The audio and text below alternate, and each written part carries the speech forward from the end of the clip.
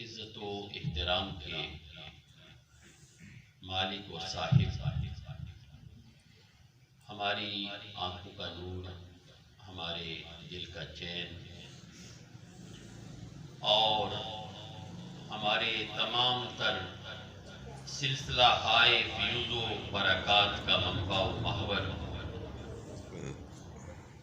حضرت قبلہ صاحبزادہ پیر حاجی محمد عبدالصمد عابد زیدہ مجد و عمر کہ جو اس مسند پر تشریف فرما ہے جس مسند پر یقیناً فرشتے ناز کرتے ہیں، کیونکہ اس مسند پر وہ ہستی تشریف فرما رہی ہے کہ میں اکثر اپنے علماء کرام جو ساتھی ہیں ان کی بارگاہ میں یہ عرض کرتا ہوں کہ ایسا دیکھا ہے کہ اس کے بعد اس جیسا نہیں دیکھا۔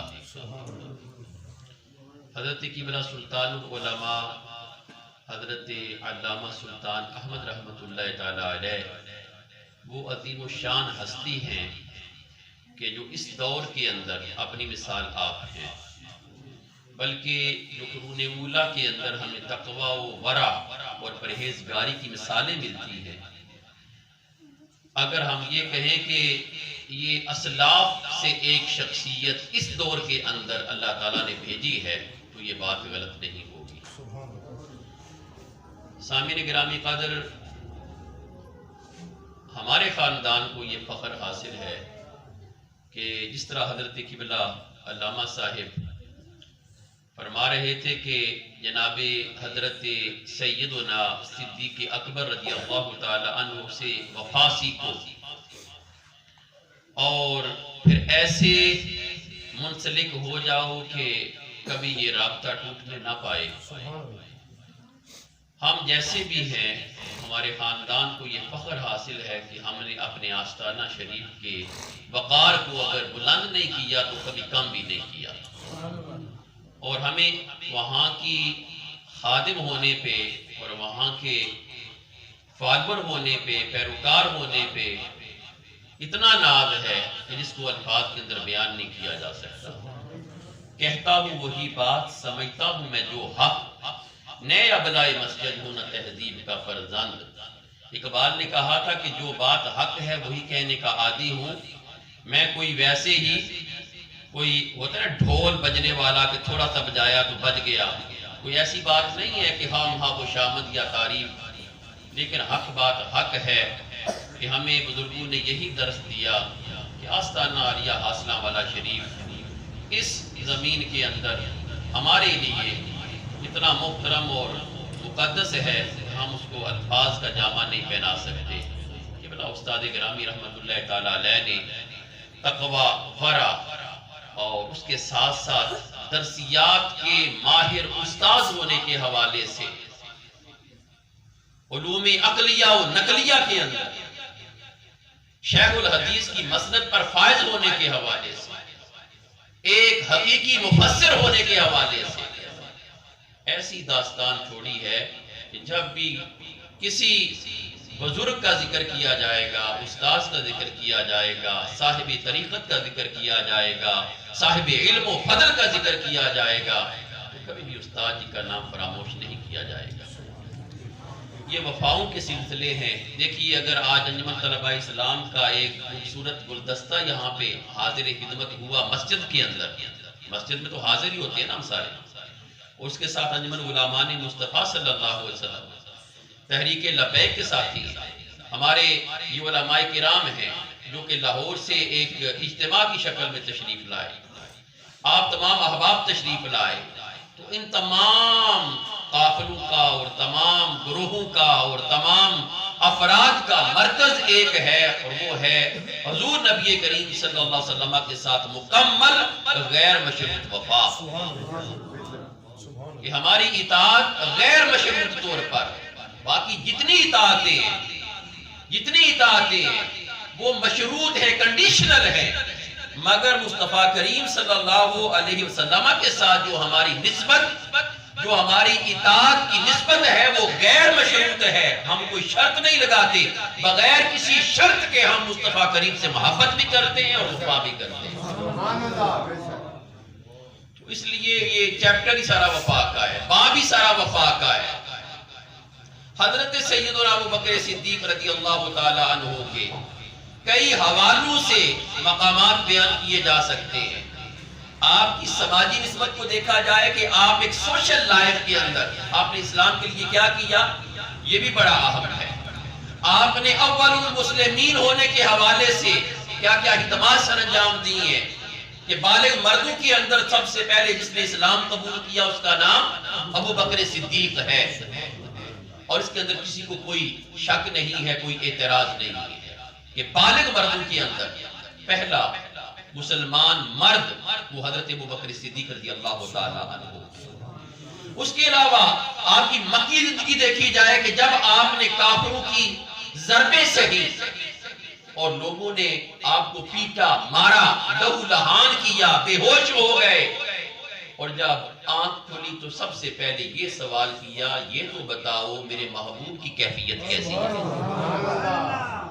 وہ حضرت ابو بکر صدیق رضی اللہ تعالی عنہ ہے۔ وہ حضرت ابو بکر صدیق ہیں کہ جنہوں نے سارا مال سرکار کے قدموں پہ قربان کر دیا۔ یہ ساری آپ نے احادیث ابھی سنی ہے۔ میں نے ایک چھوٹا سا حصہ تلاوت کیا درمیان میں سے، اذ یقول لصاحبہ لا تحزن ان اللہ معنا۔ ایک تو یہ تھوڑا سا حصہ بیان کرنا ہے، دوسرا ایک اہم پوائنٹ جو حضرت ابو بکر صدیق رضی اللہ تعالیٰ عنہ کا ہے، جس وقت نبی کریم صلی اللہ علیہ وسلم کا وصال شریف ہوا تو اس وقت جو آپ کی کیفیت تھی یا جو اللہ نے آپ کو عظمت بخشی، تھوڑی سی اس پہ بات کرنی ہے بس، اس کے بعد خطبہ صدارت ہوگا۔ غار ثور کا منظر آپ سب جانتے ہیں، اس سے پہلے بیان ہو چکا، پورا واقعہ بیان کرنا مقصود نہیں ہے۔ مقصود یہ بات ہے کہ غار ثور سفر کا حصہ ہے۔ کس کا حصہ ہے؟ ذرا بولیے، آپ تھوڑے سست پڑھ رہے ہیں۔ غار ثور سفر کا حصہ ہے۔ سفر کون سا؟ ہجرت کا سفر ہے۔ ہجرت کا معنی ہوتا ہے جدا ہونا۔ تو ہم اپنی زبان میں کہتے ہیں کہ ایک جگہ کو چھوڑ کر دوسری جگہ جانا، یہ کیا ہے؟ ہجرت ہے۔ تاریخ اسلام ہی نہیں، تاریخ عالم کے اندر، دنیا کی تاریخ کے اندر اتنی بڑی ہجرت کبھی نہ کسی نے کی، نہ کسی نے دیکھی، نہ کسی نے پائی، جس کو ہم سب ہجرت مدینہ کے نام سے جانتے ہیں۔ ہجرت مدینہ کے اندر اس کائنات کی وہ تقدیر لکھی گئی کہ اب صدیاں بیت جائیں گی، کبھی اسلام کو زوال نہیں آئے گا۔ صدیاں بیت جائیں گی اور چاہنے والے، برا چاہنے والے چاہتے رہیں گے، لکھتے رہیں گے، کہتے رہیں گے، مگر اس ہجرت میں وہ نقوش ثبت کیے ہیں اور وہ اسلام دیا ہے کہ کائنات باقی رہے نہ رہے مگر اسلام کا چراغ جلتا ہی رہے گا۔ کیوں کہ یہ جو ہجرت کا سفر ہے یہ صرف سفر نہیں ہے، یہ دین کا سفر ہے، یہ اسلام کا سفر ہے، یہ نبوت کا سفر ہے، یہ رسالت کا سفر ہے، اور یہ اللہ کے امر سے حکم ربانی کا سفر ہے۔ کیونکہ اس سے قبل یہی حکم تھا۔ صحابہ کرام رضوان اللہ علیہم اجمعین جب مارے پڑتی، جب ضربیں لگتی، 13 سال مکی زندگی کا دور، اور اس وقت پوچھتے یا رسول اللہ صلی اللہ علیہ وسلم کب یہ حکم ملے گا کہ ہم بھی مزاحمت کریں، ہم بھی ریزسٹنس کریں، ہم بھی جواب دیں؟ میرے آقا فرماتے ابھی انتظار ہے، ابھی انتظار ہے امر الہی کا، حکم الہی کا انتظار ہے، کیونکہ خلق بھی اسی کی ہے، امر بھی اسی کا ہے، تدبیر بھی اسی کی ہے، تقدیر بھی اسی کی ہے۔ جب اس کا حکم نازل ہوگا ہم اس کے حکم سے پھر کچھ کریں گے، جواب دیں گے۔ آخر کار حکم نازل ہوا، اے محبوب صلی اللہ علیہ وسلم 13 سال آپ نے اعلان نبوت یہاں پہ کیا، بڑے مصائب سہے، بڑی آپ نے مصیبتیں برداشت کی، اب آپ کا رب آپ کو ہجرت کا حکم دیتا ہے۔ اب آپ کا رب آپ کو ہجرت کے اندر 2 ہستیاں بڑی اہم ہیں، 2 ہستیاں، بات سمجھ رہے ہیں نا آپ؟ 2 ہستیاں بڑی، ایک وہ کہ جب مکہ چھوڑا تو جس کو پیچھے چھوڑا. وہ کہتے ہیں کہ نہیں آپ ایک طرف کی بات کرتے ہیں. دو ہستیاں معتبر اور معروف ہیں. ایک وہ کہ میرے آقا جی نے مکہ چھوڑا اور اپنے پیچھے کسی کو اپنا بنا کر چھوڑا, اپنے بستر پہ لٹایا اور فرمایا کہ اے علی یہ ہیں امانتیں کافروں کی میرے پاس, میری یہ چادر لے کر اوڑھ کر آپ لیٹ جائیں اور یہ امانتیں آپ نے واپس کر کے آنی ہیں. جی ایک تو یہ شخصیت, اور دوسری شخصیت کہ جس کو گھر سے لیا ساتھ اور پھر سفر کا آغاز ہوا, جسے تاریخ ابو بکر صدیق کے نام سے جانتی ہے. یہ دونوں ہستیاں ایسی عظیم الشان ہیں کہ ان دونوں کے بغیر اسلام کا باب مکمل نہیں ہوتا. شجاعت حیدری کہیے یا وفائے صدیقی کہیے, وفا کے اندر بھی یہ ہستیاں بے مثال ہیں, شجاعت کے اندر بھی بے مثال ہیں, محبت کے اندر بھی بے مثال ہیں, اطاعت کے اندر بھی بے مثال ہیں. مگر یہ یاد رکھیے کہ ہمیں کسی بھی حدیث کی کتاب نے, کسی بھی قرآن کی آیت نے یا کسی بھی سورت نے ہرگز یہ اجازت نہیں دی کہ ہم صحابہ کی مابین تقابل کرتے رہے. جو اہم بات ہے, کمپیریزن کرنا, تقابل کرنا, یہ ہمارا نہ وصف ہے, نہ ہمارے لائق ہے, اور نہ ہی ہماری ہمت ہے. جو مدارج اللہ تعالیٰ نے اپنے محبوب کے ذریعے صحابہ کو دیے وہ کتابوں کے اندر موجود ہیں. لیکن ایک اور اہم بات یہ بھی سنیے کہ تمام تر اوصاف حمیدہ کا مجموعہ صرف ایک ہی ذات ہے. اوصاف حمیدہ مشکل ٹرمنالوجی ہے یا ترکیب ہے, اس کا مطلب ہے کہ ساری خوبصورت خصلتیں جس کے اندر جمع ہے وہ ایک ہی ذات ہے, اور وہ ہے محمد رسول اللہ صلی اللہ علیہ وآلہ وسلم. اگر یہ جو ابھی ہم نے آخری کلمہ شریف یہ پڑھا ہے محمد رسول اللہ, یہ قرآن کا حصہ ہے. آگے ساتھ بڑھئے والذین معہ اشداء علی الکفار رحماء بینہم. وہ حلقہ یاراں تو بریشم کی طرح نرم, اقبال نے اس کا ترجمہ کیا, وہ حلقہ یاراں اگر دوست بیٹھے ہوں صحابہ کرام تو وہاں پہ حضرت علی ضرور بیٹھے ہیں, مگر ضرب حیدری وہاں پہ نہیں ہے. وہاں پہ ضرب حیدری خیبر کے اندر ہے, ضرب حیدری بدر کے اندر ہے, ضرب حیدری میدان کے اندر ہے. جب کفار سامنے آئیں وہ حلقہ یاراں تو بریشم کی طرح نرم اور رسم حق و باطل ہو تو فولاد ہے مومن. اگر ٹکرانے کی بات آ جائے تو مومن کیا بن جاتا ہے؟ لوہا بن جاتا ہے, سٹیل بن جاتا ہے, فولاد بن جاتا ہے. ساری صفتیں جس کے اندر کوئی عیب نہیں, کوئی نقص نہیں, منزہ, جو منزہ ہے ہر عیب سے, ہر نقص سے پاک ہے, جس کو اللہ نے معصوم قرار دیا ہے, جس کے اندر تمام اوصاف حمیدہ ہیں, جس کے اندر حضرت عیسیٰ علیہ السلام کی بزرگی بھی ہے, حضرت موسیٰ علیہ السلام کا جلال بھی ہے, حضرت یوسف علیہ السلام کا جمال بھی ہے, حضرت ابراہیم علیہ السلام والی خلت بھی ہے. تمام انبیاء کے خصائل محمودہ کا جو مجموعہ ہے وہ محمد رسول اللہ صلی اللہ علیہ وسلم ہے.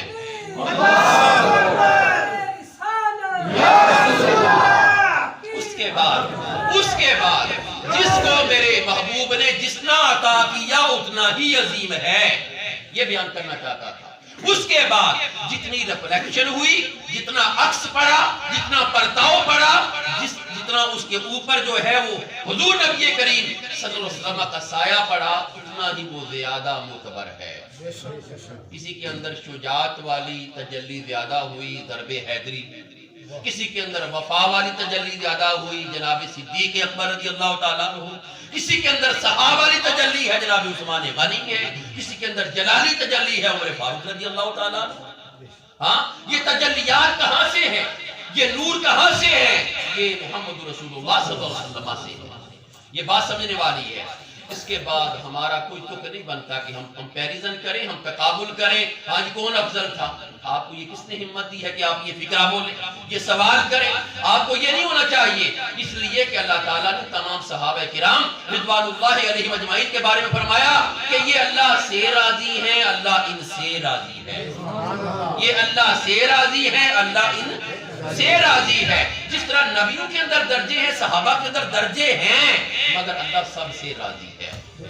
تقریباً 12-13 درجے بیان کیے المواہب اللدنیہ نے صحابہ کرام رضوان اللہ علیہ مجمعین کے، کہ اول المسلمین کا درجہ، پھر جو مکہ شریف کے اندر اسلام قبول کیا، پھر ہجرت کے وقت اسلام قبول کیا، پھر فوراً ہجرت کے بعد جنہوں نے اسلام قبول کیا، پھر غزوہ بدر کے بعد جنہوں نے کیا، پھر صلح حدیبیہ کے بعد کیا، اس طرح 12-13 درجے بیان کیے المواہب اللدنیہ لکھنے والوں نے۔ ہاں تو کہنا یہ چاہتا ہوں کہ ہمیں کوئی حق یہ نہیں پہنچتا کہ ہم کمپیریزن کریں، ہم اہل سنت و جماعت ہیں اور ہمارا عقیدہ یہ ہے کہ سارے صحابہ روشن ستارے، یہ سارے صحابہ کیا ہیں؟ روشن ستارے ہیں۔ اگر آپ نے آج کے دور میں بچنا ہے تو بس یہ یقین رکھے کہ سارے صحابہ جنتی ہیں۔ اب یہ جو ہے نا غار والا معاملہ، اس کی میں زور کیوں دے رہا ہوں؟ زور اس لیے دے رہا ہوں کہ یہ دین کے لیے بڑا اہم ہے۔ یہ بات جوان سمجھے، جوان دین کے لیے بڑا اہم ہے۔ یہ سفر جو شروع ہوا یہ دین کا سفر ہے، یہ نبوت کا سفر ہے، یہ رسالت کا سفر ہے۔ اللہ تعالیٰ نے اس سفر کو اپنے دین کے ساتھ ملایا ہے یہ، اور حضور نبی کریم صلی اللہ علیہ وسلم اس سفر کے اندر وہ ذات ہیں کہ جن کو اللہ تعالیٰ نے حکم دیا کہ آپ اب اسلام پھیلانے کے لیے اس علاقے سے کھجوروں والی سرزمین کی طرف تشریف لے جائیں۔ کھجوروں والی سرزمین کون سی ہے؟ مدینہ شریف۔ لیکن اس سفر کے اندر جس نے مصاحبت کی ہے اس کا نام ہے صدیق اکبر۔ اس کا نام کیا ہے؟ صدیق اکبر۔ تو اب جو ہے اللہ نے فرمایا اِلَّا تَنْصُرُوهُ فَقَدْ نَصَرَهُ اللَّهُ، اگر کافروں تم میرے نبی کی مدد نہیں کرتے تو نہ کرو۔ فقد نصرہ اللہ، اللہ نے اپنے نبی کی مدد کر دی ہے۔ ماضی کا سیغہ ہے نا، اللہ نے اپنے نبی کی مدد کر دی ہے۔ اذ اخرجہ الذین کفروا، جب اس محبوب کو کافروں نے مکہ سے نکالا اس وقت اللہ نے اپنے نبی کی مدد کر دی۔ بات سمجھ رہے ہیں پس منظر کیا ہے اس کا؟ کہ جب کافروں نے نکالا مکہ سے، مجبور کیا، تو اللہ نے اپنے نبی کی مدد کر دی۔ اس پہ غور ہے آپ کا؟ تو مدد کی کس کے ساتھ؟ سب سے پہلے دروازہ کٹایا۔ اے ابو بکر، اللہ نے حکم نازل فرمایا ہے ہجرت کا، آپ میرے مصاحب ہیں، آپ میرے ساتھی ہیں، آپ میرے ساتھ چلیں گے۔ گویا کہ اللہ نے مدد کی، اس مدد کا ایک حصہ ذات ابو بکر صدیق بھی ہے۔ بات سمجھ رہے ہیں آپ؟ ایک حصہ کیا ہے؟ حضرت ابو بکر صدیق رضی اللہ تعالیٰ عنہ۔ پھر علماء یہ بھی فرماتے ہیں کہ جب کوئی خاص سفر ہو جس کے اندر آپ نے جانا ہو، سب سے پہلے آپ اس کا انتخاب کریں گے جو سب سے زیادہ آپ کے بھروسے کے قابل ہے، سب سے زیادہ بھروسے کے قابل ہے۔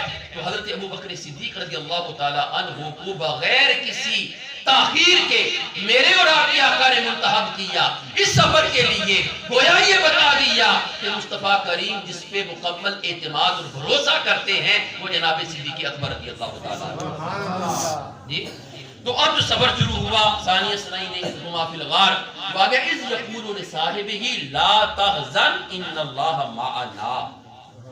اب جو غار کے اندر ٹھہرے 2-3 دن، تو کافروں نے پیچھے سے تعاقب کیا اور نیچے دیکھا تک نہیں ہے، نیچے نظر نہیں کی۔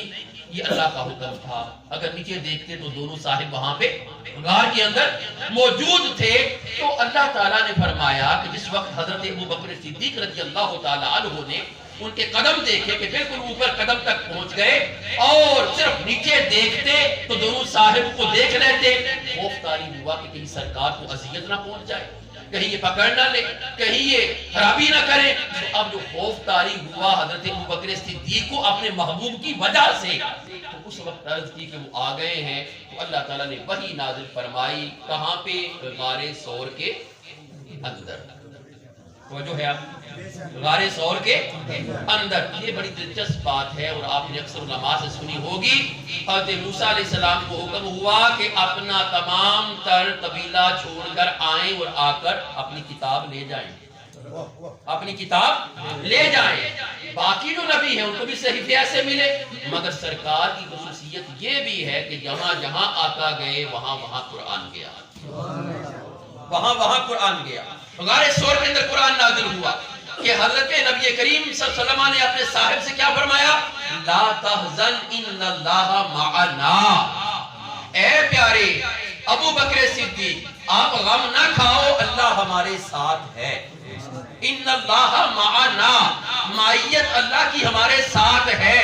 علماء نے فرمایا کہ ایسی معیت، ایسی کمپینین، ایسی جو کمپینین شپ ہے یا ایسی مصاحبت ہے یہ کسی اور صحابی کو نہیں ملی جو جناب صدیق اکبر کو ملی ہے، کہ اللہ تعالیٰ نے اس خاص مقام پر اپنے نبی کے ساتھ جس کو ملایا ہے اس کا نام ابو بکر صدیق ہے. لا تحزن ان اللہ معنا، آپ غم نہ کھائیں، اللہ ہمارے ساتھ ہے. ایک تو یہ بات. پھر آگے اللہ نے فرمایا کہ فَأَنزَلَ اللَّهُ سَكِينَتَهُ عَلَيْهِ، اللہ تعالیٰ نے اپنی سکینت نازل کی. وَأَيَّدَهُ، اللہ تعالیٰ نے تائید فرمائی، مدد فرمائی. یہ ساری باتیں ہیں. تو اس سفر کے اندر یہ سفر دین ہے، یہ ہجرت کا سفر ہے. اللہ تعالیٰ نے جس کا انتخاب فرمایا اپنے نبی کی مصاحبت کے لیے وہ جناب ابو بکر صدیق رضی اللہ تعالیٰ عنہ ہیں. اس کے بعد آگے بڑھیے تو جو دوسرا نقطہ میں عرض کرنا چاہتا تھا وہ یہ ہے کہ جو سب سے اہم ہے، جہاں سب سے زیادہ رولا ہے، سب سے زیادہ اعتراض کیے جاتے ہیں، وہ ہے خلافت والا. حضرت ابو بکر صدیق رضی اللہ تعالی عنہ حضور نبی کریم صلی اللہ علیہ وسلم کے وصال کے وقت مدینہ شریف سے تھوڑا سا باہر اپنی بیوی صاحبہ کے ہاں تشریف لے گئے. پہلے مل کر گئے، حاضر خدمت ہوئے، باقاعدہ اجازت لی کہ سرکار آپ کی طبیعت تھوڑی بہتر محسوس ہوتی ہے تو میں ذرا اپنے گھر ہوا. آپ نے اجازت عطا فرمائی، آپ اپنی بیوی صاحبہ کے گھر گئے اور مدینہ سے تھوڑا سا باہر فاصلے پر مکان. واپس جب آپ تشریف لانے لگے تو آپ کو خبر ملی کہ حضور نبی کریم صلی اللہ علیہ وسلم کا وصال شریف ہو گیا. آپ دنیا سے تشریف لے گئے، سیدھے اس حجرہ مبارکہ میں آئے اور آ کر سرکار کے ماتھا شریف پر جبین پر بوسہ دیا اور بڑا تاریخی کلمہ عرض کیا کہ یا رسول اللہ آپ زندہ رہے تو پاکیزہ طیب و طاہر زندہ رہے، آپ دنیا سے گئے ہیں تو پھر بھی طیب و طاہر ہی گئے. یہ کہا اور اس کے بعد پھر صحابہ کے ساتھ جو منظر پیش آیا. میں صرف چند باتیں کر کے بات کو ختم کر رہا ہوں اور میں نہیں چاہتا کہ وہ صرف جذباتی باتیں کروں کہ جس سے آپ کا وقت دل تو خوش ہو لیکن وہ سمجھ نہ آئے. خلافت کی جو بات ہے، جس طرح ہجرت کا سفر دین کا سفر تھا اسی طرح خلافت بھی دین کا حصہ ہے. اگر اس وقت حضرت ابو بکر صدیق رضی اللہ تعالی عنہ خلافت کا بھار نہ اٹھاتے تو امت کا جو حال ہوتا وہ کتابوں کے اندر موجود لکھا نہیں جا سکتا. کیا حال ہوتا؟ حضرت عمر فاروق رضی اللہ تعالیٰ عنہ کی کیفیت یہ تھی، آپ نے تلوار نکال لی. اتنا بڑا جلیل القدر صحابی عمر فاروق رضی اللہ تعالیٰ عنہ وصال کے وقت آپ نے تلوار نکالی. کہا کیا کہتے ہو محمد چلے گئے، نعوذ باللہ دنیا سے چلے گئے، مت کہو. وہ تو اللہ سے ملنے کے لیے گئے جس طرح حضرت موسیٰ علیہ السلام گئے تھے 40 راتوں کے لیے، وہ واپس آ جائیں گے. تو اس وقت حضرت ابو بکر صدیق رضی اللہ تعالیٰ عنہ نے اس امت کو بھی تسلی دی، جناب عمر فاروق کو بھی تسلی دی اور آیت کریمہ پڑھی کہ سنو جس طرح پہلے رسول تھے اسی طرح محمد رسول اللہ بھی رسول تھے، وہ چلے گئے. اب ہمارے اوپر ذمہ داری بنتی ہے کہ ہم نے نظام اسلام کو تقویت دینی ہے اور سنبھالنا ہے. اس وقت حضرت ابو بکر صدیق رضی اللہ تعالی عنہ نے جو کردار ادا کیا وہ تاریخ کے اندر ایسے سنہری الفاظ کے اندر لکھا ہوا ہے. جوانوں اپنی تاریخ پڑھو، صرف ناؤ کے اندر نہ جاؤ، صرف جذباتی نہ بنو، اپنی تاریخ پڑھو کہ اس وقت اگر ابو بکر صدیق بہادری نہ دکھاتے تو امت کا کیا حال ہوتا، بکھر جاتی، تقسیم ہو جاتی. پھر آپ کی بہادری یہ ہے، ابھی آپ نے کچھ حصہ سماعت کیا.